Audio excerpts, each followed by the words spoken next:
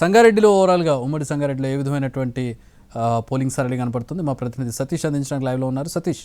Yes Chakri, Sangareddy జిల్లాలోని పటాన్చెరు మున్సిపాలిటీలో పటాన్చెరు కాన్స్టిట్యున్సీలో 5 మున్సిపాలిటీలు ఉన్నాయి. తెలంగాణలో ఉన్నటువంటి ఏ నియోజకవర్గంలో కూడా ఇన్ని మున్సిపాలిటీలు లేదు. కేవలం పటాన్చెరులో 5 మున్సిపాలిటీలు ఉన్నాయి. కొత్తగా ఏర్పాటైనటువంటి గడ్డపోతారం మున్సిపాలిటీ దగ్గర ఉన్నాం మనం.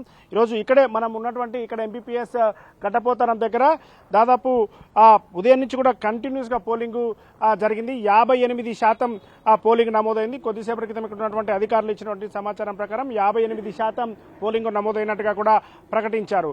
ఇక్కడ ఈ చుట్టుపక్కల మొత్తం కూడా ఇటు గడ్డపోతారం, జిన్నారం, ఇంద్రేశంతో పాటు ఇస్నాపూర్ మున్సిపాలిటీలు ఇక్కడ ఉన్నాయి. ఇదంతా కూడా పటాన్చెరు ఈ ఇండస్ట్రియల్ ఏరియాగా చెప్తుంటారు, మినీ ఇండియాగా చెప్తుంటారు. ఇటు తెలంగాణ, ఆంధ్రప్రదేశ్ కాకుండా వివిధ రాష్ట్రాల నుంచి బీహార్, యూపీ, అదేవిధంగా మధ్యప్రదేశ్ లాంటి ఢిల్లీ ప్రాంతాల నుంచి పెద్ద ఎత్తున ఇక్కడికి వచ్చి ఉంటూ ఉంటారు. వాళ్ళందరికీ కూడా ఇక్కడ ఓట్లు వచ్చాయి. గతంలో ఏదైతే గ్రామ పంచాయతీలుగా ఉన్నటువంటి వాటి అన్నింటినీ కూడా ఇప్పుడు మున్సిపాలిటీలుగా చేశారు. మున్సిపాలిటీలుగా చేసినటువంటి దాంట్లో కొత్త మున్సిపాలిటీ ఇది గద్దెపోతారం మున్సిపాలిటీ.